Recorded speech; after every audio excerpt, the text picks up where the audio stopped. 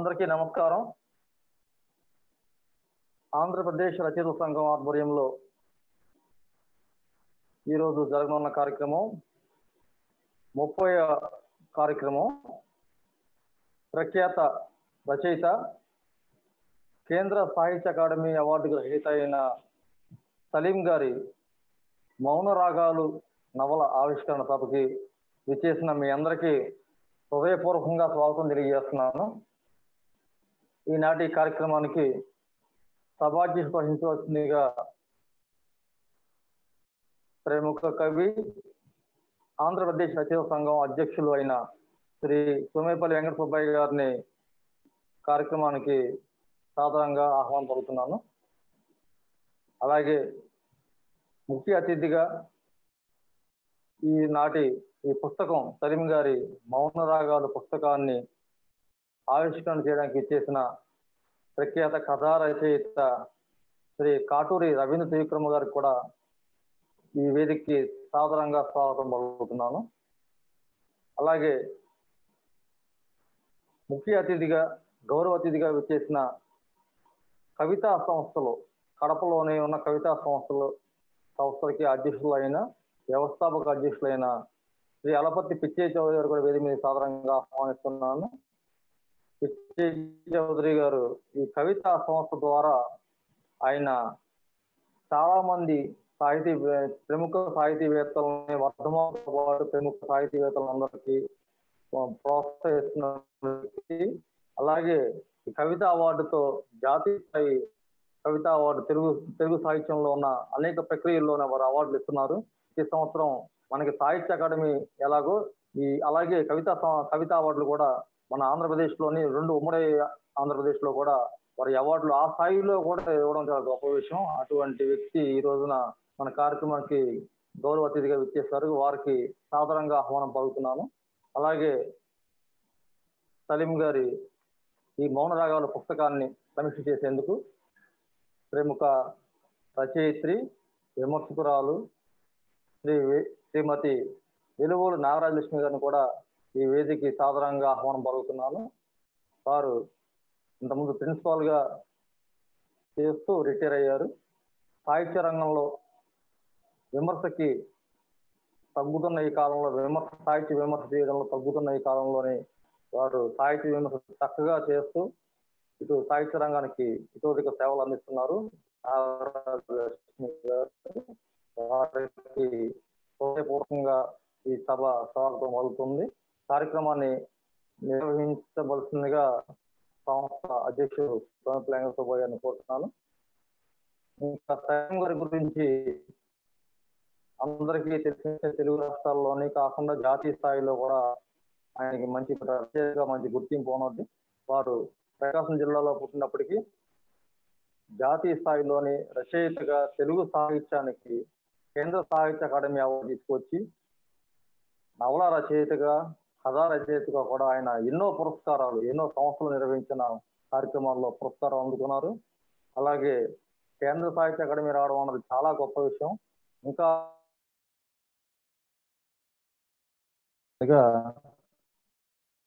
శ్రీ సోమేపల్లి వెంకట సుబ్బయ్య గారిని కోరుతున్నాను. ధన్యవాదాలు. ఆంధ్రప్రదేశ్ రచయితల సంఘం ద్వారా వారి నవల ఆవిష్కరించడానికి మాకు ఎంతో సంతోషంగా, ముఖ్యంగా ఈనాటి సభ నిర్వాహకులు చలపాక ప్రకాష్ గారు, ఆవిష్కర్త రచయిత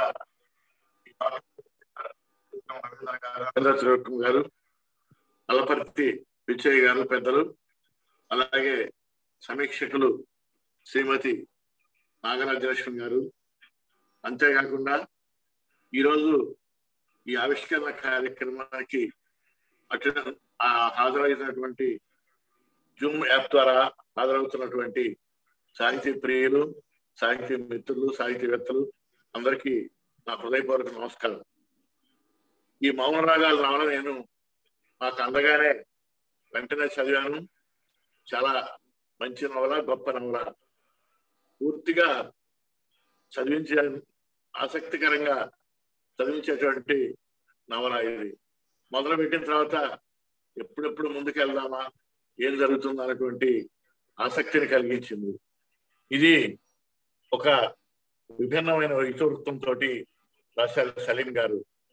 ఒక వినికిడి శక్తి అని ఒక అమ్మాయి, లాస్య అనే అమ్మాయి ఏ విధంగా జీవితంలో మరి అవమానాలు భరించకుండా ఆత్మవిశ్వాసంతో ముందుకు సాగిందో, అలాగే లలిత కళల్లో ఏదో కళల్లో ఎవరో సాధించినటువంటి గొప్పతనాన్ని సాధించాలని పట్టుదలతో సాధించిందో, అలాగే సివిల్ సర్వీసెస్ పరీక్షల ద్వారా ఇన్కమ్ ట్యాక్స్ డిపార్ట్మెంట్కి వెళ్ళి అక్కడ అన్యాయాలను ఎదుర్కొని చివరికి తాను అందులో తృప్తి లేక తాను ఒక స్వచ్ఛంద సంస్థను స్థాపించి, ఒక వ్యాపార సంస్థను స్థాపించి తనలాగా బాధపడేటువంటి ఎంతో మందికి ఉపాధి కల్పించడం, వాళ్ళు ఆత్మస్థైర్యాన్ని కలిగించడం, ఇది అంతా కూడా ఈ నవల ద్వారా చెప్పారు సలీం గారు. చాలా మంచి నవల. దీని మీద ఎంతో అథారిటీ ఉంది సలీం గారికి. అటు వినికిడి శక్తి లేని వాళ్ళకి ఏ విధమైనటువంటి ప్రాబ్లమ్స్ ఉన్నాయి, వాళ్ళు ఏ విధంగా ముందుకి టెక్నికల్ గా కానీ విడిగా ఆత్మస్థైర్యంతో ఏ విధంగా ముందుకెళ్లాలో ఆ రాష్ట్ర పాత్ర ద్వారా చెప్పారు.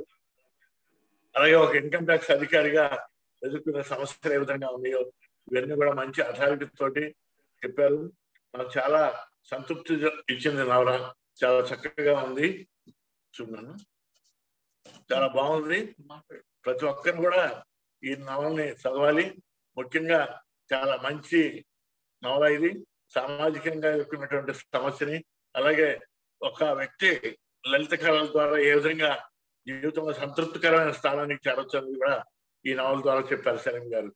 వారికి హృదయపూర్వకంగా ధన్యవాదాలు తెలియజేస్తూ, అభినందనలు తెలియజేస్తూ, మంచి నవల రాసినందుకు భవిష్యత్తులో వారి నుంచి ఇంకా మంచి నవలలు మరి రచనలు రావాలని నేను హృదయపూర్వకంగా కోరుకుంటూ వారికి మరొకసారి నేను ధన్యవాదాలు తెలియజేస్తూ సెలవు తీసుకుంటున్నాను. ఇప్పుడు ఈనాటి ముఖ్య అతిథి శ్రీ కాటూరి రవీంద్రనాథ్ త్రివిక్రమ్ గారు మౌనరాగాలు నవలను ఆవిష్కరించవలసిందిగా కోరుతున్నాను. అనంతరం వారు సందేశం ఇస్తారు. అందరికీ నమస్కారం. అధ్యక్ష స్థానంలో ఉన్న మిత్రులు, సాహిత్యవేత్త, చాలా కాలం నుంచి అద్భుతమైనటువంటి సాహిత్య కృషి చేస్తున్నటువంటి మన వెంకట సుబ్బయ్య గారికి ముందుగా నా నమస్కారాలు. ఇలాంటి చక్కటి కార్యక్రమం ఏర్పాటు చేసిన ప్రకాష్ గారికి అభినందనలు. ఇలాంటి కార్యక్రమంలో సలీం గారు లాంటి ఎంతో ప్రాముఖ్యత వహించినటువంటి గొప్ప నవలాకారుడు, రచయిత మన వర్తమాన కాలంలో ఎంతో మంచి రచనలు చేస్తూ చాలా మందికి ఆయన చక్కటి అభిప్రాయాన్ని ఆయన గురించి కలిగజేస్తూ, రెండవది మంచి సాహిత్యాన్ని ఆయన్ని ప్రజలకు ప్రయత్నం చేస్తున్నారు. ఆయన మనం అందరం కూడా అభినందనలు తెలియచేద్దాం. ఈనాటి కార్యక్రమంలో పాల్గొన్నటువంటి సహ రచయితులు, మిత్రులు, సాహిత్యవేత్తలు అందరికి కూడా ముందుగా నమస్కారాలు. మౌనరాగాలు వెంకట సుబ్బయ్య గారు చెప్పినట్టుగా విశిష్టమైన, విలక్షణమైన నవల. మనం జీవితం అంటే ఒక ప్రవాహం అనుకున్నట్లయితే అందులో సుడిగుండాలు, అనేక రకమైనటువంటి మనకి సమస్యలు మనం చూస్తున్నాం. అయితే శారీరక, మానసిక వైకల్యాల నుండి మనిషి తట్టుకొని ఈ ప్రపంచంలో గెలవాలంటే ఎన్ని సమస్యలు ఉంటాయనేది సామాన్యుడికి అర్థం కాదు. ఎవరైతే ఆ సమస్యల్ని ఎదుర్కొంటున్నారో వాళ్ళకి తెలుసు. కానీ వాళ్ళందరూ తమ బాధల్ని చెప్పుకోలేరు. కానీ ఒక రచయితగా సలీం గారు వాళ్ళలో పరకా ప్రవేశం చేసి చక్కటి ఒక నవలను రూపకల్పన చేయడం అనేది నిజంగా అభినందించాల్సిన విషయం. గతంలో ఇలాంటి నవలలు వచ్చినాయి, కానీ ప్రతిభావంతంగా నవలు రాయాలంటే రచయిత ఒక్కొక్క పాత్రలో పరకాయ ప్రవేశం చేయాలి. ఆ అనుభూతిని తాను పొంది అందరికీ పంచాలి. అది శిల్పాన్ని పరిపుష్టం చేస్తుంది. సలీం గారి రచనల్లో మనం చూస్తాం. సలీం గారు రచనల్ని ప్రధానంగా మనం రచయితలు ఏం చూస్తారంటే తన పేరు మొట్టమొదట అనిపిస్తే చాలని దశ నుంచి ఒక మంచి రచన చేద్దామనే స్థాయికి ఎదుగుతారు. సలీం గారిలో మనం గమనిస్తే జీవితంలో విభిన్న కోణాలు, ముఖ్యంగా మనం కొన్ని కోణాలు మనం చూడలేం, సామాన్యులు చూడలేరు. చీకటి కోణాలు ఉంటాయి, ఎవరికి అర్థం కాని సమస్యలు ఉంటాయి. వాటిని ఎంపిక చేసుకుని సమర్థవంతంగా పాఠకుల్ని ఆ ఏదైతే ఆ సమస్య ఉందో సమస్యలోకి తీసుకెళ్ళగలగటం అనేది శిల్ప ప్రజ్ఞ అవుతుంది. నవల శిల్పంలో ఆయన ఈ నవల ద్వారా ఆయన రుజువు చేసుకుంది ఏంటంటే తనకున్న అద్భుతమైన ప్రజ్ఞని ఆయన రుజువు చేసుకోవడం అనేది మనం ఇందులో చూస్తాం. ఇంత ప్రజ్ఞ ఉంది కాబట్టి ఆయన సాహిత్య అకాడమీ బహుమతిని అందుకున్నారు. ఇందులో మనం వెంకట సుబ్బయ్య గారు చెప్పినట్టుగా ఒక మోగ అమ్మాయి లాస్య, ఆమె జీవితం, ఆమె పడిన వేదన, ఇవన్నీ మనం మామూలుగా ఒక మోగమ్మాయిని చూస్తే ఇవన్నీ మనకు అర్థం కావు. ఏదో మోగమ్మాయి మాట్లాడిపోతుంది అనుకుంటాం, కానీ ఇలాగే చాలా శారీరక మానసిక అమ్మలతో బాధపడే వాళ్ళు సమాజంలో చాలా మంది ఉంటారు. మన బంధువులు కావచ్చు, మన మిత్రులు కావచ్చు, వాడి యొక్క అంతరంగ మథనం మనకు తెలియదు. ఇది ఆయన ప్రజ్ఞావంతంగా దాన్ని అర్థం చేసుకుని, ఏదో మనం ఒకప్పుడు మనకు తెలుసు ఏవో లవ్ స్టోరీస్ లేకపోతే ఒక పెద్ద కార్లు అలాంటి ఎంటర్టైన్మెంట్ నావల్స్ వచ్చేవి. అలా కాకుండా సమస్యలో జీవించే వాళ్ళు సమస్యను ఎలా అధిగమించాలి, మానసికంగా తమకు తాము ఎలాగా ధైర్యం చెప్పుకోవాలి అనేటువంటి కొన్ని చక్కటి ప్రశ్నలు తీసుకుని ఆయన ప్రతిభావంతంగా ఈ పాత్రలను మలిచారు. నిజంగా మన సమాజంలో చుట్టూ మనం చూస్తుంటే ఇలాంటి వాళ్ళు మనం ఉన్నారు కదా, వాళ్ళు మనం గమనిస్తూనే ఉన్నాం కదా, కానీ వాళ్ళ జీవితాలు మనకు అర్థం కావు. ఈ నవల వాళ్ళ గురించి ఒక అవగాహన మనకు కలిగిస్తుంది, ఒక సానుభూతి కలిగిస్తుంది. నవల ప్రయోజనం కూడా అదే. ఏదో కాలక్షేప నవలగా మనం దీన్ని చూడలేం. ఇది సామాజిక ప్రయోజనం గల నవలగా మనం చూడాలి. అందువల్ల ఈ నవలని నేను ప్రత్యేకంగా శ్రద్ధగా చూసి ఇట్లాంటి మంచి నవల రాసిన సలీం గారిని నేను అభినందిస్తున్నాను. ఈ నవలని ఈనాటి కార్యక్రమంలో ఆవిష్కరించే అవకాశాన్ని నాకు కల్పించినటువంటి మిత్రులు చలపాక రమేష్ గారు, మన చలపాక గారు, అలాగే వెంకట సుబ్బయ్య గారు, ఈ సంస్థ నిర్వహిస్తున్న మిత్రులందరూ కూడా చక్కటి కార్యక్రమాలు చేస్తున్నారు. ఈ కార్యక్రమాలు నూతన ఉత్తేజాన్ని కలిగించడమే కాకుండా సాహిత్యాన్ని ప్రజల్లోకి తీసుకెళ్ళటానికి తమ వంతుగా చక్కటి కృషి చేస్తున్నారు.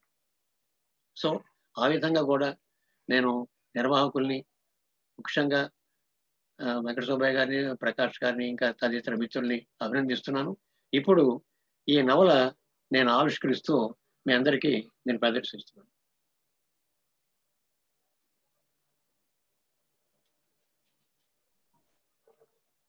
సలీం గారు మౌన రాగాలు.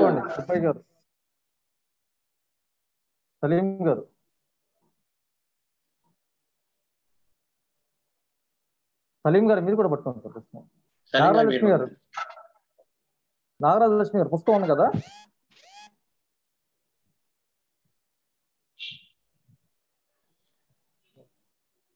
ఈ మౌన రాగాలు నవల ప్రస్తుతం ఇప్పుడు మనం ఆవిష్కరించాం. ఈ నవల గురించి సమీక్షించేటువంటి సాహితీ మిత్రురాలు రాజలక్ష్మి గారు ఈ నవలలోని విశేషాలు చెబుతారు. యాక్చువల్గా ఈ నవల చదివాక నేను నవల గురించి చెప్పాలని ఉత్సాహపడ్డా, కానీ అది భావ్యం కాదు. ఎందుకంటే సమీక్షరాలు ప్రత్యేకంగా ఉన్నది కాబట్టి ఆవిడ తమ వంతుగా తమ బాధ్యతగా ఈ నవలని అందరికి పరిచయం చేయాలి. వారు చేయటానికి అవకాశం ఇస్తూ నాకు ఈ సమీక్షించే ఈ అవకాశాన్ని వారికి నేను ఆసక్తి చేస్తూ ఆవిష్కరించే అవకాశాన్ని కల్పించినటువంటి నిర్వాహకులకి ప్రత్యేకంగా ధన్యవాదాలు తెలియజేస్తున్నాను. సలీం గారికి ముఖ్యంగా వారు నాకు ఈ అవకాశాన్ని మిత్రుల ద్వారా కలిగించినందుకు ప్రత్యేక ధన్యవాదాలు. మరిన్ని మంచి నవలలు వారి ద్వారా రావాలని నేను ఆకాంక్షిస్తున్నాను. నమస్కారం.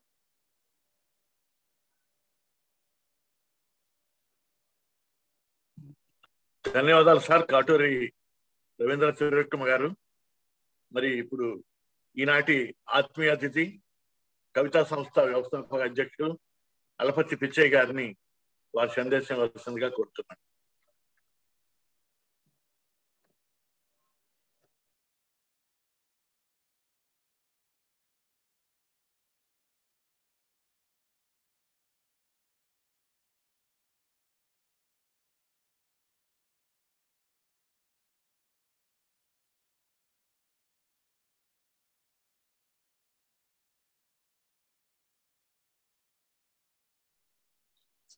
అసంఖ్యాకమైనటువంటి రచయితలు, భాషాభిమానులు ఈ కార్యక్రమాన్ని తిలకిస్తున్నారు.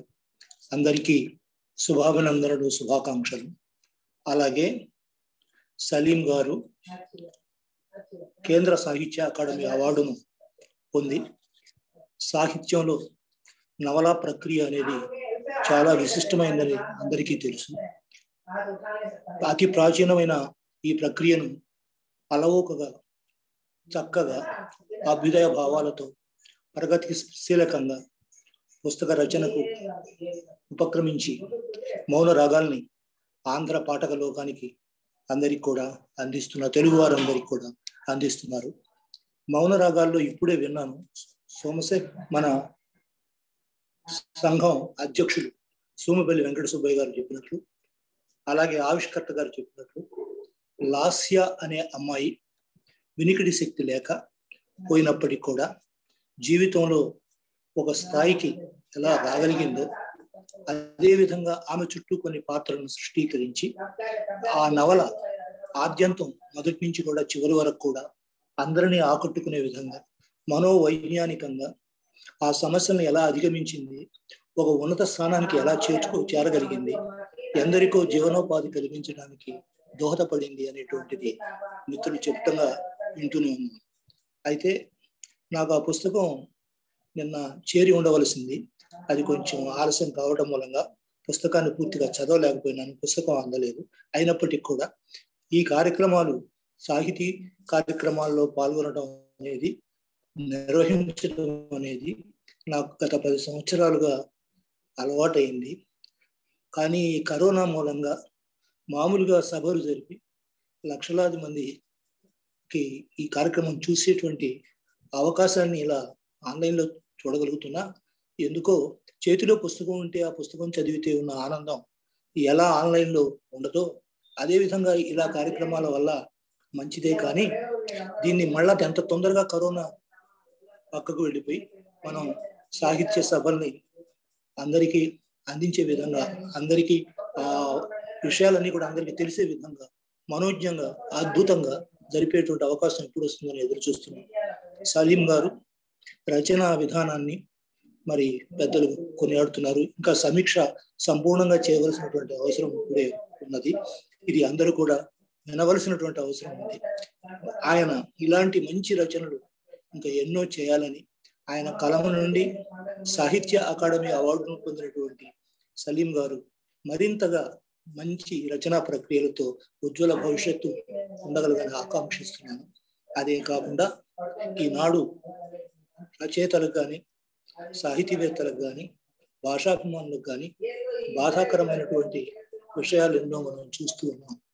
ఒక ప్రక్రియను తీసుకుని దానికోసం నిరంతరం శ్రమించేటువంటి ఈ రచయితలందరూ కూడా ప్రధానంగా చాలా సమస్యలు ఎదుర్కొంటున్నారు. ఒక పుస్తకం ప్రింట్ చేయాలి అంటే 30,000 అవుతుంది, ఒక సభ జరపాలంటే 15-20,000 అవుతుంది. అంత ఆర్థిక భారాన్ని మోస్తూ ఈ పుస్తకాలను వెలువరింపు చేయడం అనేది చిన్న విషయం కాదు. ఆ ఆవిష్కర్తలకు ఎంతో దోహదపడుతుంది ఆంధ్రప్రదేశ్ రచయితల సంఘం. ఆ సంఘంలో మొదటగా నేను చేరినప్పుడు నేను ఎంతో ఆనందపడ్డాను. వారు ఊరు తిరుగుతూ జిల్లాలలో పటిష్టం చేసి సాహిత్య లోకంలో భాషాభిమానులకు ఆనందం కలిగించేటువంటి పుస్తకావిష్కరణలు, రచనలు ప్రోత్సహించటం, అదేవిధంగా ప్రభుత్వంతో అనేక విజ్ఞాపనాలు ఇచ్చి ఈ కార్యక్రమాన్ని జయప్రదం చేయడానికి ఎంతో కృషి చేస్తున్నటువంటి వెంకట సుబ్బయ్య గారు కానివ్వండి, వారికి అండదండలుగా ఉన్న చలపాక ప్రకాష్ గారు కానీ ఎంతో అభినందనీయులు. అంతేకాకుండా ఈ కార్యక్రమాలన్నీ కూడా ఇంకా మరింత పటిష్టంగా జరగడానికి అందరినీ కూడా అందుబాటులో తీసుకువచ్చి ఈ కార్యక్రమాలు ఇంకా జయప్రదంగా జరపాలని ఆకాంక్షిస్తున్నాను. ఇంకా చెప్పాలని చాలా ఉంది, కానీ పుస్తకం చేతిలో లేదు. అయినా కూడా మిమ్మల్ని చూసిన తర్వాత చాలా ఆనందం కలుగుతుంది. ఇంత మహత్తరమైనటువంటి కార్యక్రమాన్ని 30 దాటి ఈ ఆన్లైన్ కార్యక్రమాల ద్వారా, ఈ జూమ్ ద్వారా అందరికీ వినిపించాలనేటువంటి, చూపించాలనేటువంటి తపనతో ఈ కార్యక్రమాలు నిర్వహిస్తున్నటువంటి అందరికీ కూడా శుభాభినందనలు, శుభాకాంక్షలు మరోసారి తెలియజేసుకుంటున్నాను. ముఖ్యంగా ప్రకాష్ గారు నన్ను అడిగినప్పుడు ఈ మధ్య కరోనా వ్యాధితో ఇబ్బంది పడ్డాను, ఇప్పుడే కోలుకుంటున్నాను పూర్తిగా. అనేక కార్యక్రమాల ఒత్తిడి ఉన్నప్పటికీ కూడా నేను ప్రకాష్ గారు అంటే నాకు ప్రత్యేకమైనటువంటి అభిమానం. ఆయన కష్టాన్ని చూశాను, ఆయన అభిమానాన్ని చూశాను. ఆయన లాంటి సాహితీవేత్తల్ని దాదాపు 60-70 మందిని రిటైర్డ్ లైఫ్ లో సత్కరించే భాగ్యం కవిత సాంస్కృతిక సేవా సంస్థ ద్వారా నాకు లభించింది. ఈ సాహిత్య సంస్థను ఒక 8 సంవత్సరాల నిరాడంగా లక్షల రూపాయల వ్యయంతో నేను నిర్వహించగలిగాను. అందులో నవలలు నేను గమనించిన విషయాన్ని కూడా మీ దృష్టికి తేవలసినటువంటి ఆవశ్యకత ఉంది. ఎందుకనంటే కవితలు అనేకం వందల సంఖ్యలో కవితల పుస్తకాలు వస్తాయి. అలాగే తర్వాత కవిత్వం తర్వాత కథ అంటే అందరికీ ఇష్టమే. కథ పుస్తకాలు కూడా బాగానే వస్తాయి. అతి తక్కువ 10-8 సంఖ్యలో వచ్చేటువంటి నవలలు సంవత్సరానికి మరి చాలా తగ్గిపోతున్నాయి. ఒకనప్పుడు నవల రాజ్యాన్ని ఏలినటువంటి మహిళామణులు, ఆ సాహితీవేత్తలు, అలాంటి వాళ్ళు ఇంకా రావాల్సిన అవసరం ఉంది. మరి ఎంతో నిద్రాణంలో ఉన్నటువంటి ఈ సాహితీ ప్రక్రియలను ముందుకు తీసుకురావడానికి అందరూ కూడా దాతలు, వదాన్యులు, పుస్తకావిష్కరణలు ఇవన్నీ కూడా నిరంతరంగా కనుక జరుగుతూ ఉంటే అది ప్రజల్లో పోవాలి అనేటువంటిది సాహిత్య అభిమానులు మరింతగా కృషి చేయడానికి దోహదపడాలని ఆకాంక్షిస్తూ మరి నేను ఈ విషయాన్ని మీ దృష్టికి తీసుకొస్తూ ఇలాంటి కార్యక్రమాలు జయప్రదంగా జరగాలని చెప్పి ఆకాంక్షిస్తూ సెలవు తీసుకుంటున్నాను. చాలా సంతోషం అండి. అలపర్తి పిచ్చయ్య చౌదరి గారిని ఈ రోజు తొలిసారిగా వారి గొంతు వింటున్నాను. సలీం గారి నవల ఆవిష్కరణ సందర్భంగా వారితో నేను ఎప్పుడూ ప్రత్యక్షంగా కలవలేదు. తొలిసారిగా ఈరోజు కలుసుకున్నందుకు చాలా సంతోషంగా ఉంది. వారికి ధన్యవాదాలు తెలియజేస్తున్నాను. ఇప్పుడు శ్రీమతి వి నాగరాజలక్ష్మి గారు, వారు నిరంతర సాహిత్య కృషి చేస్తూ ఉంటారు. ఎప్పుడు రచనలు కానీ విమర్శలు కానీ నిరంతరం సాధన చేసేటువంటి శ్రీమతి వి నాగరాజలక్ష్మి గారు ఈ రోజున మౌన రాగాలు నవల్ని సమీక్షించవలసిందిగా కోరుతున్నాను. సభకు నమస్కారం అండి. వినిపిస్తుందండి? వినిపిస్తుంది. రాజలక్ష్మి గారు చెప్పండి. ఓకే. సభాధ్యక్షులు సహృదయులు శ్రీ సోమేపల్లి వెంకట సుబ్బయ్య గారు, రచయితల సంఘం కార్యదర్శి శ్రీ చలపాటి ప్రకాష్ గారు, ఇప్పుడే మౌన రాగాలు నవలను ఆవిష్కరించిన ప్రముఖ సాహితీమూర్తులు కాటూరి రవీంద్ర త్రివిక్రమ గారికి, ముఖ్య అతిథిగా పాల్గొని మంచి సందేశాన్ని అందించిన శ్రీ అలపర్తి పిచ్చయ్య చౌదరి గారికి, ఇంకా ఈ కార్యక్రమంలో పాల్గొంటున్న సాహిత్యాభిమానులందరికీ నా హృదయపూర్వకమైన నమస్కారాలు. ఈ అవకాశానికి మూలకారకులైన సలీం గారికి ప్రత్యేకమైన ధన్యవాదాలు ముందుగా తెలియజేసుకుంటూ, సలీం గారి గురించి చెప్పాలంటే ఆంధ్రదేశంలో తమదైన ఒక ప్రత్యేక ముద్రతో సాహిత్య రంగంలో ముందుకు సాగుతున్నటువంటి రచయిత సలీం గారు. వారి ఆ సాహిత్య ప్రస్థానంలో, ఆ రచనా ప్రయాణంలో వారి అంతరంగపు ఆలోచనల నుండి రూపుదిద్దుకున్న ఈ సరికొత్త నవల మౌన రాగాలు.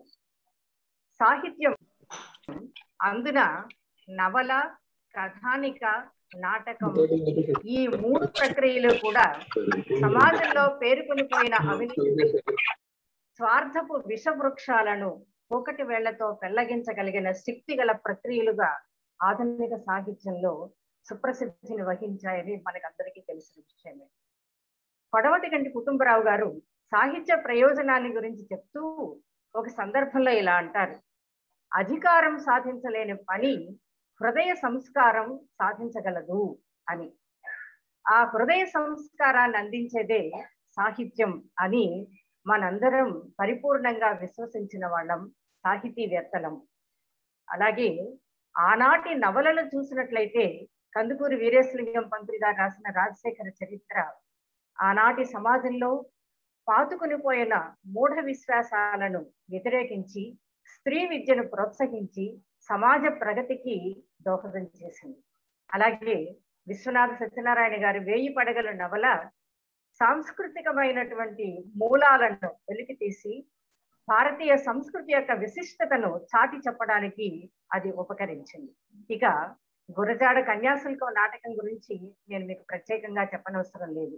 ఆనాటి సమాజంలో రుగ్మతలుగా పేరుకొనిపోయి ఉన్నటువంటి మూఢాచారాలను నిరసించడానికి కన్యాశుల్కం నాటకం ఎంతగా దోహదం చేసిందో, ప్రజల మధ్యలో ఎలా అది సజీవంగా నిలిచి ఉన్నదో మనకందరికీ తెలుసు.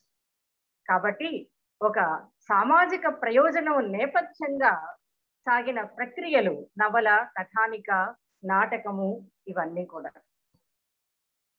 తదనంతర కాలంలో నవల పఠనం అనేది చాలా విస్తృతమైంది. ముఖ్యంగా ఇందాకే పెద్దలు చెప్పినట్లు నవల రచనా రంగంలో స్త్రీలు అమితమైన పాత్రను పోషించారు. యువతి యువకులు కూడా నవలలు చదవటం మీద ఎక్కువ ఆసక్తిని చూపించేవారు. ఆ రోజుల్లో నవల చదవడం అంటే ఒక ఫ్యాషన్ గా కూడా వాళ్ళందరూ భావించేవారు. అయితే ఆ నవలలో వస్తువులన్నీ కూడా యువతను ఏదో ఒక విషయం మీద ఉర్రూతలూగించేటటువంటి, కలల ప్రపంచంలో తేలిపోతూ భవిష్యత్తు ఏమిటో సరి అయిన ఆలోచన లేకుండా ఊహా ప్రపంచమే నిజము అని భావించే రీతిలో చాలా కాలం నవల రచన సాగింది. దాని నుండి మళ్ళీ నవల రచన ఇంకొక పరిణామాన్ని తీసుకుంది. ఒక సామాజిక స్పృహతో శాస్త్రీయత, ప్రాంతీయత, ఒక అద్భుతమైన ప్రయోజనాన్ని దృష్టిలో పెట్టుకున్న వస్తువులు, వీటిని ఇతివృత్తాలుగా తీసుకొని నవల రచన చేయడం అనేది తదనంతర పరిణామాల్లో మనం చూసినటువంటి ఒక గొప్ప పరిణామం. మనుషుల మధ్య ఆవరించిపోయి ఉన్న అడ్డుగోడలను తొలగించి మహోన్నతమైన మానవత్వపు విలువలను రూపొందించడానికి, అనుబంధాలను ప్రోగు చేసి వాటి మీద దిక్సూచిగా సమాజాన్ని నడిపించేటటువంటి రచనలే ఉత్తమ రచనలుగా పలువురి చేత అంగీకరింపబడ్డాయి. సమాజ అభ్యుదయానికి ప్రధానంగా ప్రగతిశీలమైన చైతన్య భావజాలానికి నవలా సాహిత్యం పెట్టింది పేరుగా తరువాతి కాలంలో వ్యాప్తి చెందింది. మారుతున్న కాలానికి అనుగుణంగా సాహిత్యం వెలువడవలసిన ఆవశ్యకతను గుర్తించి ఆ సమాజానికి మార్గోపదేశం చేసే రీతిలో ఇటు వ్యక్తి అభ్యుదయాన్ని, అటు సామాజికమైన ప్రగతిని రెండింటినీ దృష్టిలో పెట్టుకొని అలాంటి ఇతివృత్తాలను ఎన్నుకొని రచనా వ్యాసంగం కొనసాగించినటువంటి ప్రముఖ రచయిత సలీం గారు మనందరి మధ్యలో ఉండటం మనకెంతో గర్వకారణం. కళాశాల స్థాయి నుంచే వీరు రచనా వ్యాసంగానికి శ్రీకారం చుట్టారు. అప్పటి నుండే వీరిలో ఉన్న కవితా కళ ప్రస్ఫుటం కాజొచ్చింది.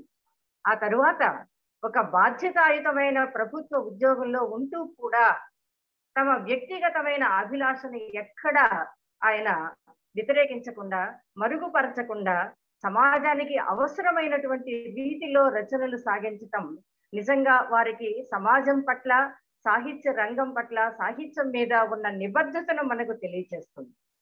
ఆ నిబద్ధతతోనే ఆయన మొదట కొన్ని కవితా సంపుటాలు రాశారు. నీలోకి చూసిన జ్ఞాపకం అనేది ఒకటి, ఆకులు రాలే దృశ్యం అనేది ఒకటి, విషాద వర్ణం, ఈ 3 సుప్రసిద్ధమైన కవితా సంపుట్లు వారు వెలువరించినవి.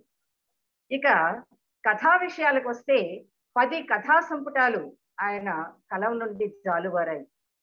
స్వాతి చినుకులు, నిశ్శబ్ద గీతం ఇలాంటివి ప్రసిద్ధమైన కథా సంపుటులైతే, కథల విషయంలో ప్రస్తుతం మనం చెప్పుకోదగినటువంటి కథలు రాణిగారి కథలు అనేది. మత సామరస్యాన్ని గురించి చాటి చెప్పిన కథలు. 2 మతాలకు సంబంధించిన వ్యక్తులు కలిసి ఎలా జీవించవచ్చో, మానవత్వపు పరిమళాలను వెదజల్లుతూ ఎలా సమాజానికి ఆదర్శప్రాయంగా నివసించవచ్చో చెప్పినటువంటి కథలు రాణిగారి కథలు. ఒక ఆదర్శవంతమైన సమాజాన్ని ఈ కథలన్నిటిలోనూ ఆయన ఆవిష్కరించారు. ఇవి పలు భారతీయ భాషల్లోకి అనువదించటం కూడా ఆ కథల యొక్క వైశిష్ట్యానికి ఒక గుర్తు. ఇక నవలల విషయానికి వస్తే ఆయన మొత్తం 25 నవలలు రాశారు ఇప్పటికీ. ఈ 25 నవలలు కూడా ఏదో కాలక్షేపానికి ఉండే ప్రేమ సంబంధమైన కథలు కాదు. ఒకనాడు కందుకూరి వీరేశలింగం పంతులు గారు రాజశేఖర చరిత్ర రచించే నాటికి, లేదా గురజాడ కన్యాశుల్కం నాటకం రచించే నాటికి సమాజంలో ఎలాంటి రుగ్మతలైతే ఉన్నాయో ఆ రుగ్మతలను పోగొట్టడానికి వాళ్ళు ఎలా తమ రచనలను సాధనాలుగా ఆయుధాలుగా వాడుకున్నారు.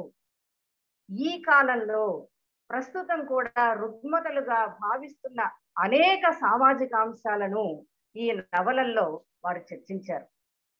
ఇవి ఈనాటి యువతకు, ఈనాటి సమాజానికి కనువిప్పు కలిగించే ఇతివృత్తాలుగా కనిపిస్తాయి ప్రతి నవల కూడా. అందులో వెండి మేఘం అనే నవల ముస్లింల యొక్క సాంస్కృతిక జీవనానికి అద్దం పడుతుంది. ముస్లింలో వెనుకబాటుతనానికి కారణం ఏమిటి అంటే అవిద్య, ముఖ్యంగా స్త్రీలలో ఉండే అవిద్య, విద్యా రాహిత్యం. దాన్ని మూల కారణంగా వారు నిరూపించి దాన్ని ఎదుర్కొని పోరాటం చేసిన ఒక పల్లెటూరి పిల్లను ప్రధాన పాత్రగా తీసుకొని వెండి మేఘం అనే నవల ఆయన రాశారు. ఇక జీవన్ మృతులు అనే నవల కార్పొరేట్ ఆసుపత్రుల్లో జరిగే మోసాలు, అనవసరంగా అక్కడ జరిపించే పరీక్షలు, అనవసరంగా చేసే ఆపరేషన్లు, వాటి వెనక ఉండే మంచి చెడులు, ప్రజలు ఎలా వాటి వలన అనేక రకాలైన ఇబ్బందులకు లోనవుతున్నారు, వీటన్నిటినీ సమూలంగా చర్చిస్తూ సాగిన నవల అది. కాంచన మృగం అనే మరొక నవల ఆయన రాశారు. ప్రసార మాధ్యమాలు యువత మీద ఎలాంటి విష ప్రభావాన్ని చూపిస్తున్నాయో చర్చించింది ఈ నవల. ఆ తర్వాత కాలుతున్న పూల తోట, ఇది చాలా అద్భుతమైన నవల. ఇందులో ఎయిడ్స్ సంబంధించినటువంటి ఇతివృత్తం కనిపిస్తుంది. ఎయిడ్స్ వస్తుంది అనే భయం, ఒక మానసికమైన స్థితి మనిషిని ఎంత నిర్వీర్యం చేస్తుందో, ఎంత నశింప చేస్తుందో కళ్ళకు కట్టినట్లుగా చిత్రించారు ఆ నవల్లో. ఇది హిందీలోకి కూడా అనువదింపబడింది, ప్రభుత్వం చేత గౌరవింపబడింది. ఎన్నెన్నో సన్మానాలు పొందినటువంటి ఒక స్త్రీ ప్రధాన పాత్రగా స్వీకరింపబడి, ఇందులో విశేషం ఏమిటంటే ప్రతి నవలలో కూడా వెనుకబాటుతనానికి చెందిన లేదా ఏదో ఒక సమస్యను ఎదుర్కొంటున్న స్త్రీని ప్రధాన పాత్రగా స్వీకరించి ఆ స్త్రీలో ప్రగతి భావజాలాన్ని ప్రవేశపెట్టి సమాజానికి ఒక మార్గోపదేశం చేసే తీరు మనకు కనిపిస్తుంది ప్రతి నవలలో కూడా. అలాంటి అద్భుతమైన నవల కాలుతున్న పూల తోట అన్నది. ఆ తర్వాత పడగ నీడ అనేది మరొక నవల. ఎంసెట్ మానియా, పిల్లలు కార్పొరేట్ కాలేజీల్లో చేరి ఎంసెట్ ఒకటే జీవిత లక్ష్యంగా తల్లిదండ్రుల చేత భావింపబడుతూ వాళ్ళు ఎలా మానసికంగా కృంగిపోతారో చూపిస్తుంది ఆ నవల. ఆ తర్వాత గుర్రపు డెక్క అన్నది నల్లమల అడవుల్లో చెంచుల జీవితాలకు అద్దం పట్టిన నవల. మరొక ప్రధానమైనది అనామిక డైరీ అన్నది సీరియల్ గా చాలా కాలం మనం పత్రికలో చదివాం. సంక్షేమ హాస్టళ్లలో ఉన్న సమస్యలు, బీసీ సంక్షేమ, ఎస్సీ సంక్షేమ, ఇలాంటి హాస్టల్స్ ఉంటాయి మనకు తెలుసు. ప్రభుత్వ ఉద్యోగులకి ఇది చాలా పరిచితమైనటువంటి విషయమే. ప్రస్తుతం నేను కూడా మహిళా శిశు సంక్షేమ శాఖలో పనిచేస్తున్నాను కాబట్టి ఈ హాస్టల్ యొక్క తీరుతెన్నులు ఏమిటో నేను ప్రత్యక్షంగా చూడగలుగుతున్నాను. అందులో పైకి కనిపించకుండా ఆడపిల్లలు ఎలాంటి దుర్మార్గాలకు గురి అవుతూ ఉంటారు, వారు బయటికి చెప్పుకోలేక లోపల కృంగిపోతూ ఎలా దైన్యంగా జీవితాన్ని గడుపుతూ ఉంటారో మనకు అనిపిస్తుంది. ఇవన్నీ ఈ కాలంలో మనం ఇప్పుడు ఎదుర్కొంటున్నటువంటి సామాజిక రుగ్మతలే. ఒకనాడు కన్యాశుల్కం లాంటి రుగ్మతలను మనం చూసాం నవలల ద్వారా. ఇప్పటికీ ఈ సమాజంలో ఇవి రుగ్మతలుగా ఉన్నాయి కాబట్టి వీటిని రచయితగా తన బాధ్యత వహించి నవలల ద్వారా, కథల ద్వారా, రచనల ద్వారా సమాజం దగ్గరికి తీసుకెళ్లవలసిన బాధ్యత ఉన్నది. ఆ బాధ్యతను వారు సక్రమంగా నిర్వర్తించి నవలల రూపంలో, కథల రూపంలో సమాజానికి అద్దం పట్టే రీతులను ఈ అన్ని రచనల్లో కూడా సలీం గారు మన ముందు ఉంచుతారు. ఒక అద్భుతమైన పరిష్కారాలను చూపిస్తారు, ఒక ఉన్నతమైన వ్యక్తిత్వాన్ని వారు ప్రబోధిస్తారు. ఇదిగో ఈ సమస్యలను ఇలా కూడా పరిష్కరించుకోవచ్చు అని మార్గోపదేశం చేస్తారు. వారి హృదయంలో ఏ ఏ మార్గాలైతే ఉన్నాయో సమాజం సంస్కరింపబడడానికి, ప్రగతి పథంలో పయనించడానికి ఏవి మంచి మంచి మార్గాలని వారు భావిస్తున్నారో ఆ మార్గాలన్నిటినీ కూడా రచనల్లో వారు చూపిస్తారు. అలా ఆ కోణంలోనే, ఆ మార్గంలోనే ఇప్పుడు కొత్తగా విలువరించబడిన నవల మౌన రాగాలు. దీనికంటే ముందు వారు అరణ్య పర్వం అనే మరొక నవల రాశారు. నిజంగా అక్కడ జరిగే విషయాలు మనకు ఏమీ తెలియదు మామూలు సమాజంలో ఉన్న వాళ్ళకి. వన్యమృగాల సంరక్షణ అని అప్పుడప్పుడు మనం ఏవో కార్యక్రమాలని పేపర్లలో చూడటమే తప్ప సామాన్య ప్రజానీకానికి అసలు దాని ఉద్దేశం ఏమిటి, ఆ వన్యమృగాలను మనం ఎందుకు సంరక్షించుకోవాలి, తర్వాత అక్కడ ఉండే జాతుల జీవన విధానం ఎలా ఉంటుంది, వారి దుర్భరమైన దారిద్ర్యము తీరుతెన్నులు, వాళ్ళు జీవించడానికి ఎన్ని కష్టాలు పడతారు, నాగరిక సమాజం వలన వాళ్ళు ఎటువంటి అవస్థలకు లోనవుతారు, ఇవేవి కూడా మనకు తెలియవు. వాటన్నిటినీ ఈ అరణ్య పర్వం నవలలో కళ్ళ నీళ్లు తెప్పించే రీతిలో ఆయన చిత్రించారు. అలాగే మౌన రాగాలు నవల కూడా ఇప్పుడే పెద్దలు చెప్పినట్లుగా డెఫ్ అండ్ డమ్ అంటూ ఉంటాం మనం మామూలుగా. అలాంటి ఒక అమ్మాయి జీవితాన్ని చాలా పట్టుదలతో ఛాలెంజ్ గా తీసుకొని తన అనుకున్న లక్ష్యాలను ఎలా సాధించిందో చెప్పిన నవల. మరొక విశేషం ఏమిటంటే ఈయన రాసిన నవలలన్నింటిలో కూడా విద్య మనిషి ప్రగతికి దోహదం చేస్తుంది. విద్య అన్నది ఒక ప్రాథమికమైన అవసరము, ముఖ్యంగా స్త్రీలకు ఆడపిల్లలకు విద్య ఎంత అవసరము అన్న దాని మీద ప్రతి నవలలో కూడా ఒక ప్రత్యేకమైన ఒత్తిడిని తీసుకొచ్చి అది చాలా అవసరము అని నిరూపించే ప్రయత్నం చేశారు. నిజానికి అది ప్రయత్నమే కాదు, అవసరం కూడా. ఆ అవసరాన్నే ఈ నవలలో కూడా నొక్కి చెప్తారు ఆయన. పెద్దలు చెప్పారు, లాస్య అనే అమ్మాయి పుట్టుకతోనే వినికిడి దోషం కలిగినటువంటి. సాధారణంగా భాష ఎలా వస్తుంది, మళ్ళీ భాషా విషయంలోకి వెళ్ళారు ఈ నవల్లో కొన్ని విషయాలు చర్చించడానికి. శిశువులు, చిన్నపిల్లలు తల్లిదండ్రులు మాట్లాడే మాటలు కానీ లేకపోతే కుటుంబ సభ్యులు ఇతర వ్యక్తులు మాట్లాడే మాటలు కానీ వినడం వలన ఆ పదాలు నేర్చుకొని వాళ్ళు కూడా మాట్లాడతారు. భాష వచ్చే తీరు ఇది. వినటం లేకపోవటం చేత, వినికిడి లోపం ఉండటం చేత మాటలు వినలేకపోతుంది కాబట్టి మాట్లాడే శక్తిని కూడా పోగొట్టుకుంది అమ్మాయి లాస్య. అందుకే డెఫ్ అండ్ డమ్ రెండు ఒకళ్ళలో ఉండడానికి కారణం అది. ఈ రెండు లోపాలు ఒకే వ్యక్తిలో ఎందుకు ఉంటాయంటే కారణం ఇదన్నమాట. దాన్ని గమనించారు, దాని మీద ఆలోచన చేశారు రచయిత.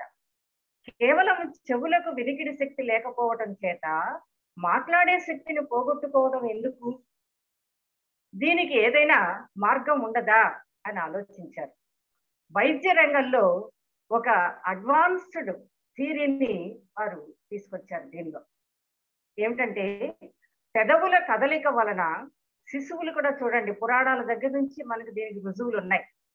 పెదవుల కదలిక వలన శిశువులు ఆ పదాలను అర్థం చేసుకుంటారు. పెదవుల కదలిక కూడా దానికి దోహదం చేస్తుంది.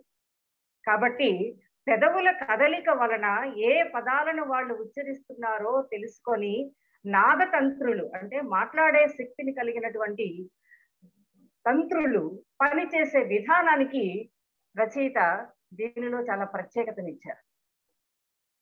ఆ లాస్య తల్లి ముందుగా తాను ఇలాంటి పిల్లలకు ఎలా బోధించవచ్చు, భాష ఎలా నేర్పించవచ్చు అనే విషయం మీద శిక్షణ పొంది ఎంతో కష్టపడి తాను శిక్షణ తీసుకొని ఆ తరువాత తన జీవితాన్ని అంతటినీ కూడా తన కుమార్తె మాట్లాడాలి, ఎలా అయినా సరే ఆ పిల్ల చేత మాట్లాడించాలి అని పట్టుదలతో సాధించినటువంటి సన్నివేశం మనకు కనిపిస్తుంది.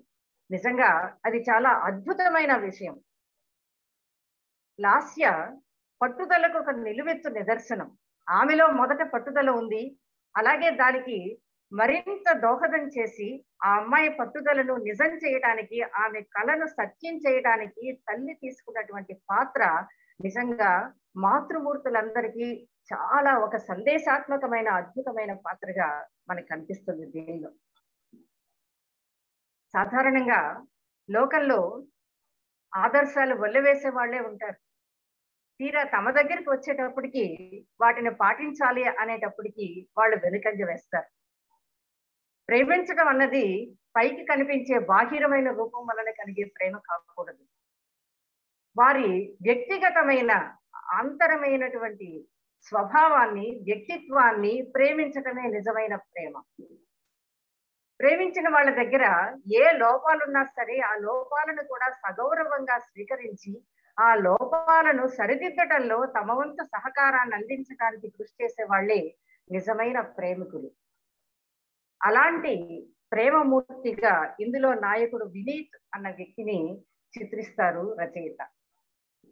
వినీత్ మొదట లాస్య రూపాన్ని చూసి ప్రేమించినప్పటికీ తరువాత అమ్మాయిలో ఉండే లోపాన్ని తెలుసుకున్నా సరే ఏ విధమైన వ్యతిరేకత లేకుండా ఆ అమ్మాయి ప్రగతి కోసము అభ్యున్నతి కోసము నిరంతరము తన వంతు కృషి తాను చేస్తూనే ఉన్నారు. ఒకవైపు తల్లి, మరొక వైపు ఆమెను ప్రేమించినటువంటి వినీత్ సహజంగా ఆ అమ్మాయిలో హిమవన్నగమంత ఎత్తైన పట్టుదల, కృషి, దీక్ష ఇవన్నీ కూడా ఆమె జీవన ప్రయాణంలో విజయానికి చేరువుగా, విజయాన్ని అంచుల వరకు వెళ్ళేటట్లుగా తీసుకువెళ్ళాయి. ఈ 3 పాత్రలు కూడా ఈ నవలలో 3 శిఖరాలు లాంటివి. ఈ 3 పాత్రలు కూడా సమాజానికి ఒక అద్భుతమైన సందేశాన్ని ఇస్తూ సాగినటువంటి పాత్రలు. కాబట్టి ఈ 3 ద్వారా రచయిత తాము ఆశించిన ప్రయోజనాన్ని సమాజానికి అందించడానికి చాలా ప్రయత్నం చేశారు. ఇక ఇతర నవలల్లో కూడా వారు ఏదో ఒక శాస్త్రీయ అంశాన్ని ప్రవేశపెట్టడం అన్నది మనం ముందే ప్రస్తావించుకున్నాం. ఇక్కడ కూడా ఒకవైపు వైద్య శాస్త్రపరమైన అంశాన్ని, మరొక వైపు కళా సంబంధమైన అంశాన్ని కూడా ఆయన తీసుకొచ్చారు. లాస్యకు సంగీతం అంటే చాలా ఇష్టం.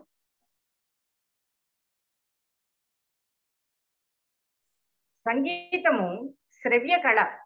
దాన్ని వినటం ద్వారానే మనం ఆస్వాదించగలుగుతాం, కానీ చూడటం అనేది ఉండదు. చూడండి, మనకేదో జోకులు చెప్తారు, గాలిని చూసావా అంటే గాలిని చూశాను అంటారు. నిజంగా గాలిని మనం చూడము, అది స్పర్శ వలన గాలిని మనం ఆస్వాదించగలుగుతాం. అలాగే సంగీతం కూడా శ్రవణం వలన మనం దానిలో ఉండే స్వారస్యాన్ని ఆస్వాదించగలుగుతాం. కానీ లాస్యకు శ్రవణ శక్తి లేదు కాబట్టి మరి ఎలా ఆస్వాదించగలదు, ఏం చేయగలరు, ఎలా దీనికి పరిష్కారం అని ఆలోచించి దానిలో కూడా ఒక అద్భుతమైన పరిష్కారాన్ని రచయిత మనకు అందిస్తారు.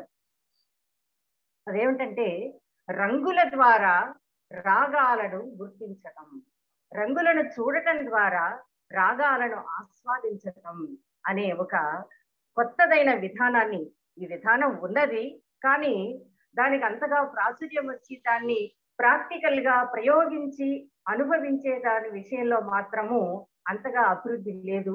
దాన్ని ఇక్కడ కవి ప్రతిపాదిస్తున్నారు. వర్ణాల మేళవింపులో, వివిధ వర్ణాల యొక్క సమ్మిశ్రణంలో రాగాలను ఆస్వాదించే స్థితిని ఆయన ఇక్కడ చెప్తారు. దానికోసం ఆ అమ్మాయి ఊరుకోలేదు, కోరిక ఉండగానే సరిపోలేదు. మొదట సంగీతం నేర్చుకుంది, ఆ వైపు చిత్రలేఖనం నేర్చుకుంది. చిత్రలేఖనంలో వర్ణాలను, ఏ వర్ణాలను ఎలా ఎలా సమ్మేళనం చేయవచ్చో అక్కడ దానిలో ప్రతిభను సాధించింది. ఇక్కడ సంగీతం నేర్చుకోవటం ద్వారా రాగాల యొక్క విశేషాలను కూడా నేర్చుకున్నది.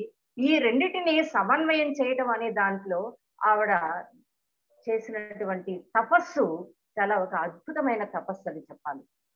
మనసు మీద రంగుల ప్రభావం అనే సబ్జెక్ట్ ఇప్పుడు బాగా ప్రచారంలోకి వస్తుంది. ముఖ్యంగా కార్పొరేట్ సంస్థలు ఈ టెక్నిక్ ని బాగా వాడుకుంటున్నాయి. లోకంలో ప్రతి పదార్థానికి ఒక తీవ్రత ఉంటుంది. అది నలుపు కానీ తెలుపు కానీ ఈ రెండిటి మధ్య వివిధ స్థాయిల్లో ఉన్న బూడిద రంగులో ఉన్నటువంటి వర్ణం కానీ ఆ మనసులో ఉన్న భావాలను వ్యక్తం చేయడానికి పనికొస్తుంది అని అంటారు. దాన్ని ఆధారం చేసుకొని వివిధ రంగులు మనలో కలిగించే భావోద్వేగాలను తెలిపే ఒక శాస్త్రం ఉంది. ఆ శాస్త్రాన్నే కలర్ సైకాలజీ అంటారు. ఆ కలర్ సైకాలజీ విధానాన్ని ఇందులో ప్రవేశపెట్టారు రచయిత. ముఖ్యంగా ఒక వ్యక్తి ఒక సర్వతోముఖమైన అభివృద్ధిని సాధించడానికి, తన లక్ష్యాన్ని చేరుకోవడానికి ఎన్ని ఇబ్బందులు, కష్టాలు ఎదురవుతాయో వాటినన్నిటినీ ధైర్యంతో, సాహసంతో ఎదుర్కొని ముందుకు వెళ్ళగలగడం అనేది ఒక మానవత్వానికి, ఒక అద్భుతమైన వ్యక్తిత్వానికి చిహ్నం. ఆ వ్యక్తిత్వం మనకు లాస్యలో అడుగడుగునా చిత్రిస్తారు రచయిత. ఒక వ్యక్తి శారీరకమైన ఇబ్బందులు ఉన్నప్పుడు వాటిని అధిగమించవచ్చు, కానీ మానసికమైన ఇబ్బందులు, ఇలాంటి ఇబ్బందులు ఉన్నప్పుడు కూడా వాటిని అధిగమించి ఎలా అభ్యుదయ పథంలో దూసుకుపోవచ్చో మనం ఈ నవలలో చూస్తాం. అంతేకాదు, ఇందాకే సోమేపల్లి వెంకట సుబ్బయ్య గారు కూడా చెప్పారు, ఈ నవలను పరిచయం చేస్తూ విద్యారంగంలో కూడా చాలా ఉన్నతమైన విద్యను సాధించింది, మంచి ఉద్యోగాన్ని సంపాదించింది, ఒక నిబద్ధత నిజాయితీ కలిగినటువంటి అధికారిగా కూడా ఆమె పనిచేసింది. అయినా సరే ఆమెలో సంతృప్తి కలగలేదు. ఇంకా నేనేదో చేయాలి, నా వంటి వాళ్ళకి నేను సహకారం అందించాలి, నేను ఒక క్రొత్త ప్రయోగాల ద్వారా సమాజంలో ఒక ప్రగతి పథంలో నేను ఒక మైలురాయిగా మిగలాలి అనే ఒక ఉన్నతమైన ఆశయం లాస్యలో పెట్టి, లాస్య దాన్ని సాధించినటువంటి తీరును మనకు ప్రత్యక్షం చేశారు. అలాగే మనకి ఇంకొక చిన్న విషయాన్ని మనం ఇక్కడ ప్రస్తావించుకోవాలి. మనోరాగాలు అని దీనికి పేరు కదా. రాగము అంటే రంగు అని అర్థం ఉంది, సంగీతంలో రాగం అని అర్థం ఉంది, అలాగే అనురాగం అని అర్థం ఉంది. మౌన రాగాలు అంటే మౌనంగా వినిపించే రాగాలు, లేకపోతే మౌనంగా మనసులో పెట్టుకున్న అనురాగాలు అని అర్థం తీసుకుంటే, ఈ పేరును బట్టి ఇది ఒక ప్రేమ సంబంధమైన నవలేమో, ప్రేమ కథ వస్తువు కాబోలు అనిపిస్తుంది. కానీ ఇందులో ప్రేమ అనేది అనుస్యూతంగా సాగుతుంది, కానీ ఆ ప్రేమ కూడా ఒక గుడ్డిదైన ప్రేమ కాకుండా ఎదుటి వ్యక్తి యొక్క అవసరాలకు, వ్యక్తిత్వాలకు గౌరవాన్ని ఇస్తూ ఒకరినొకరు గౌరవించుకుంటూ ముందుకు సాగే తీరుని ఇందులో మనకి చూపిస్తారు రచయిత. కాబట్టి మౌన రాగాలు అంటే లాస్య, వినీత్ అనే ఇద్దరిలోనూ ఏర్పడిన ఆంతరంగికమైన మౌనంగా సాగే అనురాగం అనే ఒక అర్థం. రెండవది, ఆమె జీవిత లక్ష్యాన్ని నెరవేర్చుకునే క్రమంలో తన వినికిడి శక్తి లేకపోవటం అనే లోపాన్ని సరిదిద్దుకోవాలి, ఎలాగైనా నేను కూడా ఒక సామాజిక పరిణామంలో, సమాజ పరిభ్రమణంలో నేను ఒక పాత్రని కావాలి, నేను ఒక ప్రత్యేకమైన వ్యక్తిని కావాలి అని అనుకొని రంగుల్లో రాగాలను చూపించే ఒక క్రొత్తదైన పద్ధతికి ఆమె చేసినటువంటి కృషి. ఈ రెండు అర్థాలు మౌన రాగాలు అనే శీర్షికలోనే మనకు కనిపిస్తాయి. సంగీతంలో రాగాలు వినపడటం ద్వారా కాకుండా మౌనంగా చూడటం ద్వారా కనిపించేది. అలాగే వారి ఇరువురి మధ్య ఏర్పడిన అనురాగం భౌతికమైన విషయాలు కాకుండా ఒక ఆంతరంగికమైన భావనకు సంబంధించిన విషయాలుగా ఈ రెండు అర్థాలతోనూ నవలకు పెట్టిన ఈ శీర్షిక, ఈ పేరు చాలా సార్థకంగా, చాలా అద్భుతంగా మనకు కనిపిస్తుంది. ఒకటి వైద్య శాస్త్ర సంబంధమైన వైచిత్రి, మరొకటి కళారంగానికి సంబంధించిన ఒక అద్భుతం. ఈ రెండు రకాలైనటువంటి విజయాలను లాస్య జీవితంలో రచయిత మనకు చూపిస్తారు. ఒక ఆదర్శాన్ని, ఒక ఆదర్శ మూర్తిని మన కళ్ళ ముందు చూపిస్తారు. ఇవాళ ఆధునికత వెరితలలు వేసిన ఈ కాలంలో మానవత్వపు విలువలు, అనుబంధాలు అల్లుకున్న మనుషుల అంతరంగాలలో ఎలా అవి దాగి ఉంటాయో, వాటిని మనం గుర్తించవలసిన ఆవశ్యకత ఏమిటో, వాటిని ఎలా స్వీకరించాలో మనకు ఈ నవల ద్వారా బోధిస్తారు. లాస్య తల్లి ఆ అమ్మాయిని చేర్పించిన స్కూలుకు వెళ్ళి హెడ్ మిస్సెస్ గారి పర్మిషన్తో అసెంబ్లీలో మాట్లాడుతుంది, తన కుమార్తెను ఎలా అందరూ ఆదరించాలి అనే విషయంలో. అక్కడ రచయిత చెప్పిన విషయాలన్నీ కూడా సమాజానికి ఒక పాఠం. మనందరి మధ్యలో కూడా ఇలాంటి లోపాలు ఉన్న వాళ్ళు కనిపిస్తారు. వాళ్ళని చేయూతనిచ్చి ముందుకు తీసుకెళ్ళడానికి మనకు వీలైనంత దోహదం చేయాలి, కానీ వాళ్ళని అపహాస్యం చేయకూడదు, వాళ్ళని గేలి చేయకూడదు అనే ఒక సూత్రాన్ని చాలా అద్భుతంగా పిల్లల మనస్సుల్లో ప్రవేశపెట్టిస్తారు అక్కడ రచయిత. ముఖ్యంగా ఏ భావమైనా చిన్నతనంలోనే పిల్లల మనస్సులో కనుక చోటు చేసుకున్నట్లయితే అది వారిని జీవితాంతం నడిపిస్తుంది. వారే కాకుండా వారి ద్వారా సమాజం కూడా ఒక ప్రగతిగతమైనటువంటి బాటలో సాగుతుంది. అందుకే పిల్లలతో సంభాషణ చేసి పిల్లల మెదళ్లలో సాటి వ్యక్తుల పట్ల స్నేహభావాన్ని చూపించే విధానాన్ని అక్కడ చాలా అద్భుతంగా ఆవిష్కరిస్తారు రచయిత. ఇలాంటి సంభాషణలు ఈ నవలకు చాలా వన్నె తెచ్చిపెట్టాయి. సమయానుకూలంగా ఎక్కడ విసుగు పుట్టించకుండా మనం ఇంకా ఏదో తెలుసుకుంటే బాగుండును, ఇందులో ఇంకా ఏదో తెలుసుకోవాల్సినటువంటి విషయం ఉన్నది అనే ఆసక్తిని కలిగిస్తూ రచన సాగింది ఈ నవలంతా కూడా. ఎందుకంటే సమాజం ఎప్పుడు మనిషి వెన్నంటే ఉంటుంది. మనోధైర్యంతో ముందంజ వేసే వ్యక్తికి అన్ని ఆటంకాలే ఎదురవుతాయి. 100కి 90% మంది వాళ్ళకి ఆటంకాలు కల్పించడానికే తయారవుతారు. అతన్ని స్వతంత్రంగా అతని మానాన్ని అతన్ని బ్రతకనివ్వడానికి మనందరం కూడా వాళ్ళని వ్యతిరేకించకుండా ఉంటే చాలు. మనం ఏం చేయనవసరం లేదు. వారిని అపహాస్యం చేయకుండా, గేలి చేయకుండా వాళ్ళ పాటిన వాళ్ళు బ్రతకనించేటట్టుగా ఉంటే చాలు. అది ఈ నవల్లో ప్రముఖంగా ఒక జీవన సూత్రంగా మనకు కనిపిస్తుంది.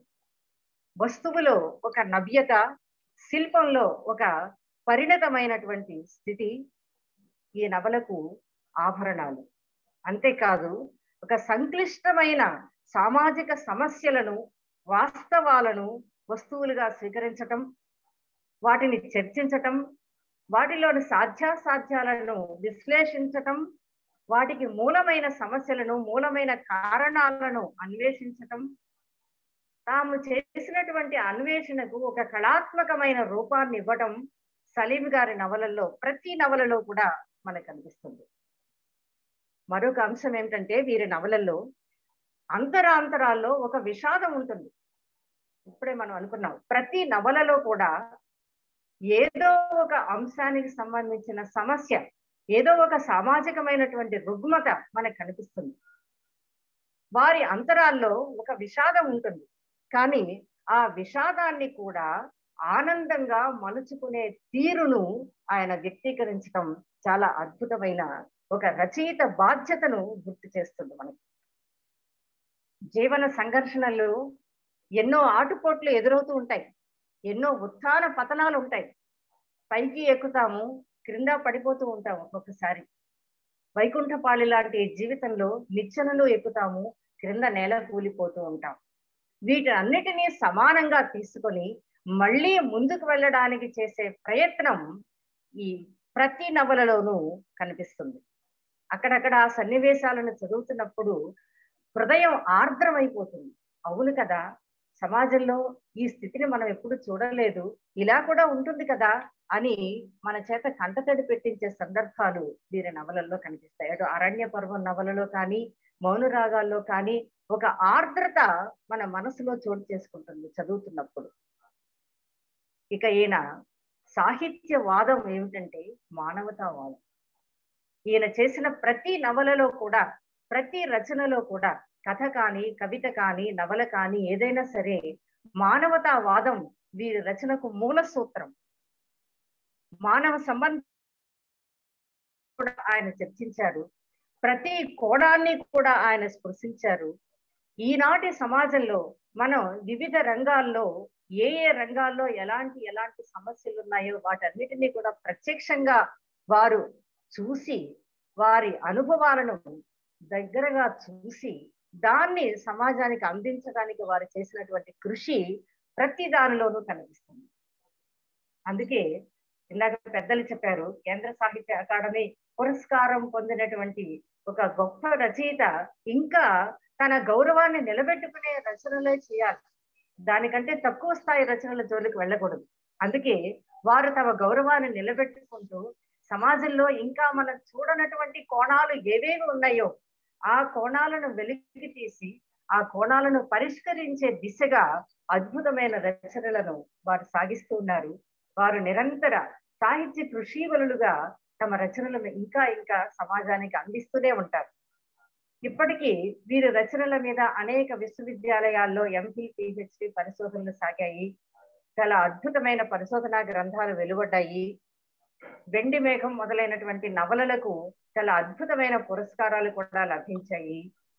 సాహిత్యములో సమాజం యొక్క స్థితి ఏమిటో చూపించడం అనేది నేడు ప్రధాన లక్షణంగా మనం భావిస్తున్నాం. కాబట్టి సాహిత్యం అన్నది ప్రగతి సాధనలో ఒక ఉపకరణం కాబట్టి ఆ ఉపకరణాన్ని రచయిత చక్కగా ఉపయోగించుకున్నారు, ఇంకా కూడా ఉపయోగించుకుంటారు. ఆ ఉపకరణం ద్వారా మనందరినీ కూడా ఆ దిశగా ఎడ్యుకేట్ చేస్తారు, ఆ విషయాల మీద అవగాహన కలిగిస్తారు. మనవంతు కృషి సాహిత్యంలోనూ సమాజంలోనూ చేసే ఒక సందేశాన్ని, ప్రేరణని అందిస్తూ వారు రచనా రంగంలో ఇంకా ఇంకా ముందుకు సాగాలని నేను మనసారా విశ్వసిస్తున్నాను, అభిలషిస్తున్నాను, వారిని అభినందిస్తున్నాను. ఈ అవకాశాన్ని నాకు ఇచ్చినటువంటి సోమపల్లి వెంకట సుబ్బయ్య గారికి, చిన్నపాటి ప్రకాష్ గారికి, తదితరులందరికీ కూడా హృదయపూర్వకమైన ధన్యవాదాలు, నమస్కారాలు తెలియజేస్తూ విరమిస్తున్నాను. చాలా చక్కని విశ్లేషణ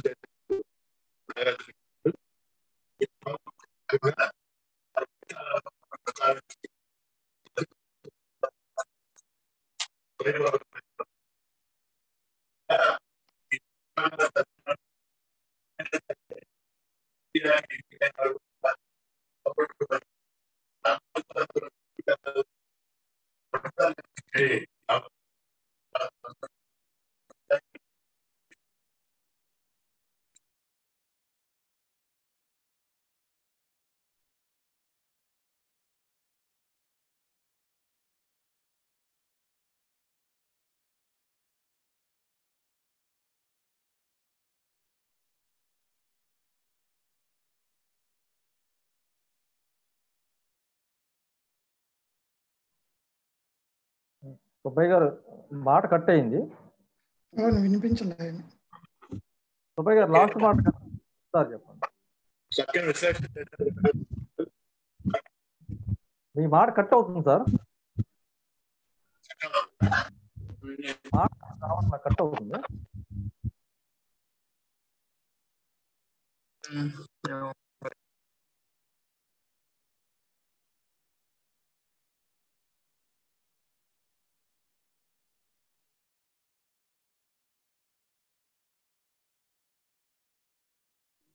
సుబ్బయ్య గారు మాట్లాడండి సార్. సుబ్బయ్య గారు మీ మాట రావాలా? కట్ అయింది. లాస్ట్ మాట మొత్తం చూపించారా? ఓకే.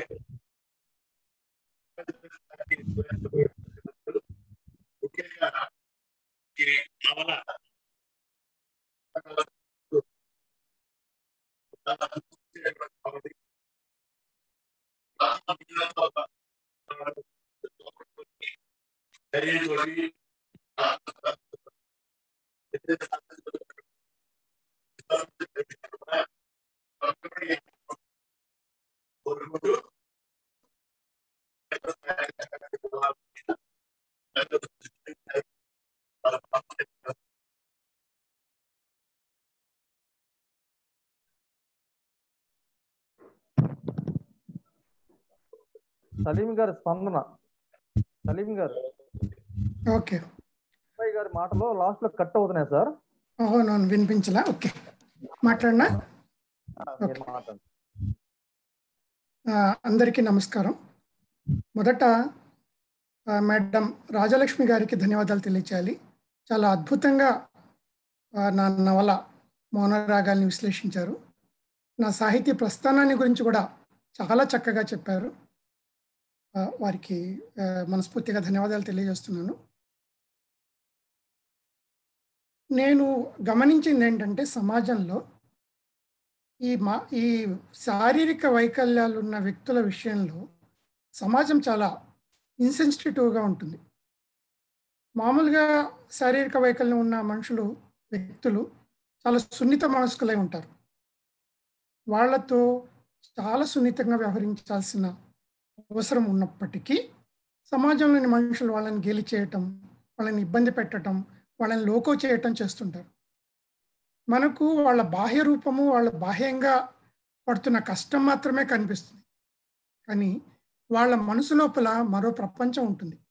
అందులో వాళ్ళు చాలా వాళ్ళ భావావేశాలకు చాలా లోనవుతుంటారు, చాలా బాధపడుతుంటారు, చాలా కష్టపడుతుంటారు. వాటిని అర్థం చేసుకోవాలి అంటే నాకు అనిపించింది, మనం రచనల ద్వారా కొంత ప్రయత్నం చేయొచ్చేమో అనిపించింది. ఒకసారి అంటే నేను ఒక 10-15 నవలలు రాశాక ట్రాన్స్లేటర్, హిందీ ట్రాన్స్లేటర్ శాంతా సుందరి గారు నన్ను ఒకసారి ఫోన్ చేసి అడిగారు, మీరు శారీరక వైకల్యం ఉన్న వ్యక్తుల గురించి ఏమైనా కథలు కానీ నవలలు కానీ రాశారా అని. అప్పటికి నేను ఒకే ఒక కథ రాశాను, కళ్ళు అని. అంటే కళ్ళు లేని ఒక అమ్మాయి దాన్ని ఎలా అధిగమించింది అనే కథాంశంతో రాసిన కథ అది. మనకేమనిపిస్తుంది అంటే ఆ కథలో నేనేం రాశానంటే, అమ్మాయి చాలా సునాయాసంగా, అంటే 20-25 అమ్మాయి చాలా సునాయాసంగా ఒక గదిలోంచి ఇంకో గదిలోకి వెళ్ళటం, రోడ్డు పైన నడవటం చేస్తూ ఉంటుంది. మనకు చూస్తే అసలు ఈ అమ్మాయి గుడ్డిదైనా అనిపిస్తూ ఉండింది. కానీ అలా ఒక గదిలోంచి ఇంకొక గదిలోకి సునాయాసంగా వెళ్ళటానికి ఆ అమ్మాయి ఎన్ని రోజులు కష్టపడి ఎంత అభ్యాసం చేస్తే అంత సునాయాసంగా వెళ్ళగలిగింది అనేది చాలా మందికి తెలియదు, బయట వ్యక్తులకు తెలియదు. అది అమ్మాయికి మాత్రమే తెలుస్తుంది. అలానే ఈ మాట విన్నాక నేను వీళ్ళ గురించి కొంత రాయటం అవసరం అనిపించింది. అలా రాసిన ఒక నవల ఏంటంటే పడిలేచే కెరటం. పడిలేచే కెరటంలో శారీరక వైకల్యం ఉన్న ఒక అబ్బాయి, అంటే కాళ్ళు సరిగా లేని, నడవటం ఇబ్బందిగా ఉన్న ఒక అబ్బాయి దాంతో పాటు తన పేదరికాన్ని అధిగమించి జీవితంలో ఎలా విజయం సాధించాడు అనేది అతని ఆత్మఘోష. ఎక్కువగా నవల్లో రాసింది ఏంటంటే, ఈ సంఘటనల కంటే కూడా అతని మనసులో చెలరేగే భావాలు, అవే పడిలేచే కెరటాలు, మనసులో చెలరేగే భావాలు, లోపల ఒక అంతర్మథనం. ఇందాక కాటూరి రవీంద్ర త్రివిక్రమ్ గారు ఒక మాట వాడారు, అంతరంగ మథనం. నిజంగానే వాళ్ళలో చాలా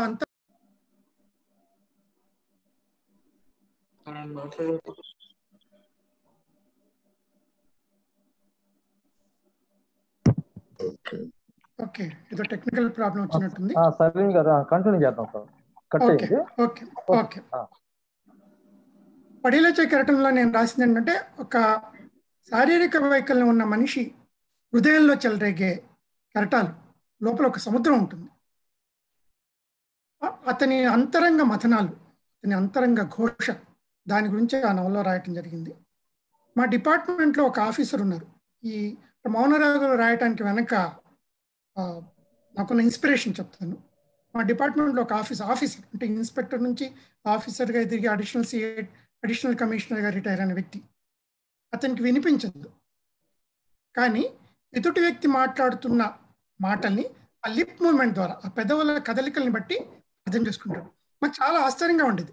అంటే ఎదుటి వ్యక్తి ఏ భాషలో అయినా మాట్లాడచ్చు, 3 భాషలు, తెలుగు, ఇంగ్లీష్, హిందీ. అతను కరెక్ట్గా అర్థం చేసుకుంటాడు. అంటే మొదటి ప్రయత్నంలో తప్పు చేసినా, అర్థం కాకపోయినా, రెండో ప్రయత్నంలో ఆ ఎదురుగా కూర్చున్న వ్యక్తి ఏ భాషలో మాట్లాడుతున్నాడో అతను ఏం మాట్లాడాడు, కేవలం పెదవుల కదలికలను బట్టి చాలా కరెక్ట్గా అర్థం చేసుకుంటాడు. దాన్ని చూశాక, అతన్ని చూశాక నేను ఇంటర్నెట్లో చాలా దాని గురించి శోధించడం జరిగింది. అంటే ఇందాక మేడం గారు చెప్పినట్టు వినపడకపోతే మాటలు రావటం కష్టం. అంటే స్వరతంత్రులు సరిగ్గా ఉన్నప్పటికీ బధిరులు, అంటే పుట్టుకతో బధిరులైన వాళ్ళు మాట్లాడలేరు. ఎందుకంటే వింటేనే వాళ్ళకు మాటలు అలవాటు పడతాయి. కానీ అలా కాకుండా కూడా, అంటే పుట్టుకతో బధిరులైన వ్యక్తులకు కూడా మాట్లాడటం నేర్పించవచ్చు అనేది నేను చాలా పుస్తకాల్లో చదివాక, హెలెన్ కెల్లర్ అని ఒక చాలా చాలా గొప్ప మనిషి ఉన్నారు, మీరు చాలా మందికి తెలిసి ఉంటుంది. ఆవిడ కళ్ళు కనిపించవు, వినిపించదు, అయినప్పటికీ చాలా విజయాన్ని సాధించింది. ఆవిడ ఒక చోట ఉంటుంది, హెలెన్ కెల్లర్ జీవితాన్ని చదువుతుంటే ఆవిడకి సంగీతం వినిపించదు, కానీ ఆ సంగీతం వస్తున్న చోట చేతుల్ని పెట్టి ఆ కదలికల్ని విని ఆవిడ ఆస్వాదించేదట సంగీతాన్ని. ఇవన్నీ చదివాక నాకేమనిపించిందంటే, ఇటువంటి క్యారెక్టర్, లాస్య లాంటి క్యారెక్టర్ని సృష్టిస్తే చాలా బాగుంటుందని సృష్టించాను. ఇందులో నేను మా డిపార్ట్మెంట్కి సంబంధించి నాకు తెలిసిన కొన్ని అనుభవాలు కూడా రాయటం జరిగింది. యాక్చువల్గా ప్రతి డిపార్ట్మెంట్లో లొసుగులు ఉంటాయి. మా డిపార్ట్మెంట్లో నేను జాబ్ చేస్తున్న రోజుల్లో వచ్చిన ఒక ఐడియా ఏంటంటే, ఇన్కమ్ ట్యాక్స్ డిపార్ట్మెంట్లో ఉన్న లొసుగుల్ని కూడా ఒక నవలగా రాస్తే బాగుంటుందని. కానీ డిపార్ట్మెంట్లో ఉన్నప్పుడు అది రాయటానికి వీలు కాదు కాబట్టి ఈ నవల్లో కొంత ఒక 2-3 సంఘటనలతో వాటిని నేను టచ్ చేశాను. ఎటొచ్చి అంటే నా డిపార్ట్మెంట్ మీద నాకు చాలా గౌరవం. ఒక మాట అయితే చెప్పాలి, మిగతా చాలా రెవెన్యూ డిపార్ట్మెంట్స్తో పోలిస్తే మా డిపార్ట్మెంట్లో అటువంటి ఇవి చాలా తక్కువ. అంటే సెంట్రల్ గవర్నమెంట్ దాని కింద ఉండబట్టి మాకు ఈ పొలిటికల్ లీడర్స్ ప్రెషర్ ఎప్పుడూ ఉండదు. స్టేట్ గవర్నమెంట్స్లో ఉన్నట్టు ఎప్పుడూ ఉండదు. వాళ్ళు దేంట్లోనూ జోక్యం చేసుకోరు. సో మా పైన ఒక డెసిషన్ తీసుకునే ముందు లేకపోతే ఒక ఆర్డర్ పాస్ చేసే ముందు పైనుంచి ఒత్తిడి అనేది చాలా చాలా చాలా తక్కువ, 0.01%. సో దానికి నేను నిజంగా అటువంటి డిపార్ట్మెంట్లో ఉద్యోగం చేసి నందుకు చాలా సంతోషపడతాను, గర్వపడతాను. కానీ 1-2 చెదురుమదురు సంఘటనలు ఏ డిపార్ట్మెంట్లోనే ఉంటాయి. చాలా అంటే అటువంటి దానికి అవకాశం లేదు అనుకునే డిపార్ట్మెంట్స్లో కూడా 1-2 సంఘటనలు జరిగే అవకాశం ఉంది. వాటిని ఈ నవల్లో పొందుపరచడం జరిగింది. సో చివరిగా ఆంధ్రప్రదేశ్ రచయితల సంఘం ద్వారా నా ఈ నవల ఆవిష్కరణ జరగడం చాలా సంతోషంగా ఉంది. గౌరవనీయులు సోమేపల్లి వెంకట సుబ్బయ్య గారికి, సీనియర్ రచయిత కాటూరి రవీంద్ర త్రివిక్రమ్ గారికి ధన్యవాదాలు తెలియజేస్తున్నాను. రవీంద్ర త్రివిక్రమ్ గారి కథ ఎప్పుడు కనిపించినా నేను చదవకుండా వదలను. చాలా సీనియర్ రచయిత ఆయన. అంటే మేము ఇటువంటి సీనియర్ రచయితల కథలు చదివే మేము సాహిత్యంలో ఒక ఆసక్తిని పెంచుకొని సాహిత్య సృజన చేయటం జరిగింది. సో వారికి మేము ఎప్పటికీ రుణపడి ఉంటాం. సీనియర్ రచయితలు చూపించిన అడుగుల జాడల్లోనే మేము నడవటం జరిగింది. మేము ఎంత స్థాయికి చేరుకున్నా వాళ్ళని మాత్రం మర్చిపోకూడదు. వాళ్ళ వల్లనే మేము ఈ స్థాయికి ఎదిగామని నేను అనుకుంటాను. గౌరవనీయులు అలపర్తి పిచ్చయ్య చౌదరి గారికి, నా నవలని చాలా అద్భుతంగా పరిచయం చేసిన రాజలక్ష్మి గారికి ధన్యవాదాలు తెలియజేస్తున్నాను. చలపాక ప్రకాష్ గారు చిన్న చిన్న కథలు చాలా బాగా రాస్తారు. కార్డు కథలు, చిన్న కథలు, అవి అస్సలు వదలని చాలా అద్భుతంగా ఉంటాయి. ఆ ఎండింగ్ చాలా బాగుంటుంది. వారికి ప్రత్యేకంగా ధన్యవాదాలు తెలియజేస్తున్నాను. అందరికీ మరోసారి నమస్కారం.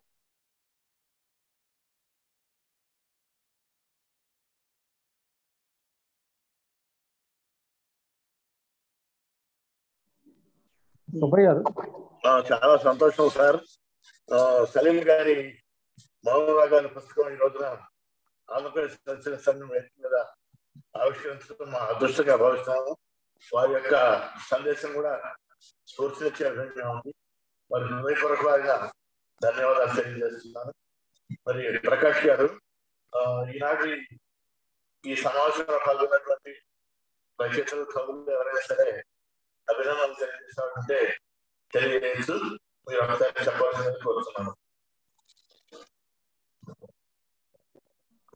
ఇందాక వరకు ఎంఆర్ఐ ఉన్నారండి. ప్రస్తుతానికి సుబ్బయ్య గారు క్లోజ్ చేద్దాం. ఓకే, కార్యక్రమం క్లోజ్ చేద్దాం. సుబ్బయ్య గారు, మన ఎంఆర్ సత్యనారాయణమూర్తి గారు ఉన్నారండి. సార్ ఒక్క నిమిషం మాట్లాడమని. కథా రచయిత ఎంఆర్ సత్యనారాయణమూర్తి గారు. మూర్తి గారు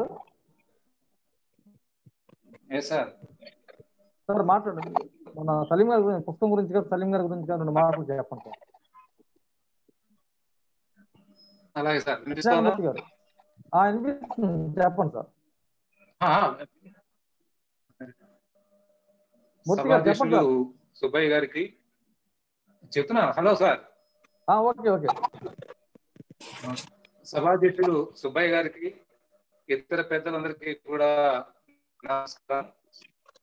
సలీం గారి యొక్క సాహిత్యంలో స్త్రీ పాత్రలకు ఎక్కువ ప్రాధాన్యత ఉంటుంది.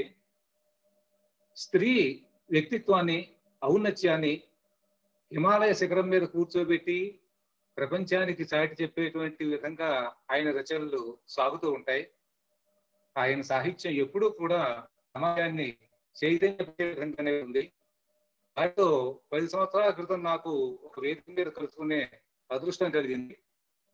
శరజ్యోత్స్నారాణి గారి ఉగాది పురస్కారాల్లో సలీం గారు, నేను, విహారి గారు కూడా త్యాగరాజ గాన సభలో అవార్డులు తీసుకున్నాం. ఆ సందర్భంగా వారితో మాట్లాడడం జరిగింది. చాలా మృదు స్వభావి, యువ రచయితల్ని ప్రోత్సహించే గుణం కూడా ఉంది. ఎంత పెద్ద రచయిత, కేంద్ర సాహిత్య అకాడమీ అవార్డు గ్రహీత అయినప్పటికీ కూడా అందరినీ ఆప్యాయంగా పలకరిస్తారు. వారు మరెన్నో మంచి రచనలు చేసి తెలుగు సాహిత్యానికి గొప్ప ఉపకారం చేయాలని, ఒక బుచ్చిబాబు, ఒక కొడవటిగంటి కుటుంబరావు లాగా అందరికీ మార్గదర్శనం చేయాలని ఆశిస్తూ నాకు అవకాశం ఇచ్చినటువంటి సంఘం వారికి ధన్యవాదాలు తెలియ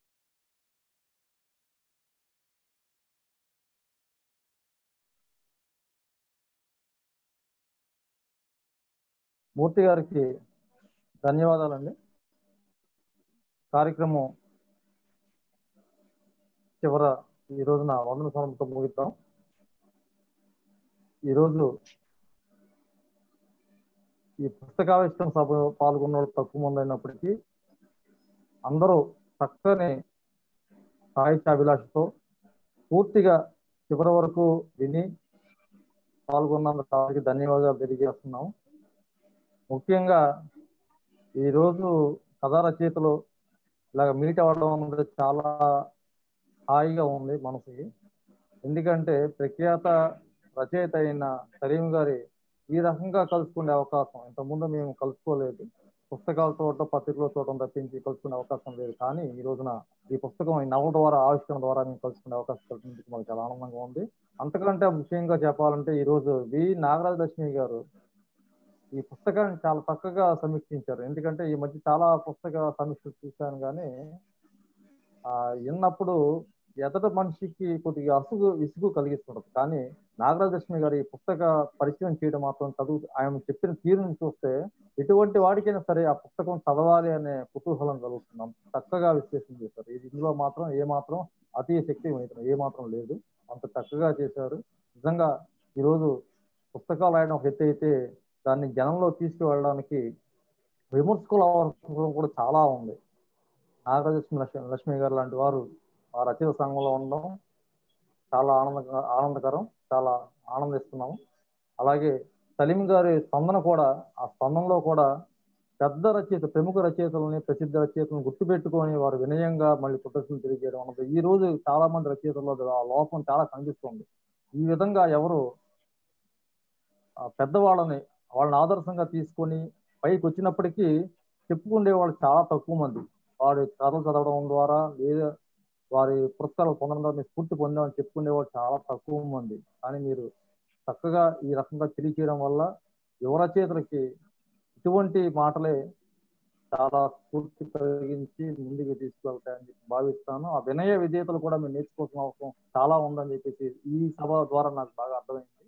అలాగే మన పుస్తకావిష్కరణ చేసిన కాటూరు రవీంద్ర త్రివిక్రమ గారు 2 మాటలు మాట్లాడినప్పటికీ చక్కగా సలీం గారి గురించి, నవల గురించి కూడా చక్కగా చెప్పారు. పిచ్చే చౌదరి గారు కూడా ఈ పుస్తకాన్ని సాధారణంగా ఆ నవల సాహిత్యం తగ్గుతున్న విషయాన్ని కూడా చక్కగా విశ్లేషణ చేసి చెప్పారు. ఎందుకంటే వారికి అనుభవం. నాకు ఈ విషయం చాలా సార్లు ఈ మధ్యకాలంలో మాట్లాడుకున్నాం.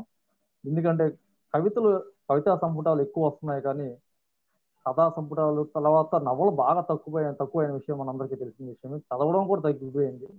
ఇటువంటి సందర్భంలో సలీం గారు ఈ నవల వరుస క్రమంలో నవల రాస్తూ జనంలోకి, ఎందుకంటే పాపులర్ రచయితలు రాస్తేనే ఆ చదివే అవకాశాలు, చిన్న రచయితలు రాసే అవకాశాలు తగ్గినాయి చాలా నవల. అయినప్పటికీ మీరు ఈ నవలా రంగంలో, నవలా ప్రక్రియలో కృషి చేసి ఈ కాలుతున్న పూల తోటకే మంచి పేరు తీసుకొచ్చారు. కేంద్ర సాహిత్య అకాడమీ అవార్డు, జాతీయ స్థాయిలో తెలుగు సాహిత్యానికి మంచి ఒక పురస్కారం తీసుకొచ్చారు నా సలీం గారు. మరి ఈ పుస్తకం చూసిన తర్వాత మాకు కూడా నిజంగానికి నేను చదవలేదు, కానీ చదువుతాను తప్పకుండా. అలాగే 10 మంది చదివే విధంగా కృషి చేద్దాం. సమాజాన్ని మంచి దారిలో తీసుకురావడానికి ఇటువంటి పిస్తకాలు చాలా అవసరమని భావిస్తూ మాకు ఈ అవకాశం ఇచ్చిన సలీం గారికి ముఖ్యంగా ధన్యవాదాలు తెలియజేస్తున్నాం. అలాగే నాగరాజలక్ష్మి గారికి, కాటూరు రవీంద్ర త్రివిక్రమ గారికి, పిచ్చే చౌదరి గారికి, ఈ సాహితీ మిత్రులందరికీ పేరు పేరున ధన్యవాదాలు తెలియజేసుకుంటున్నాం. అందరికీ నమస్కారాలు. కార్యక్రమం ఇంతలో ముగిస్తుంది.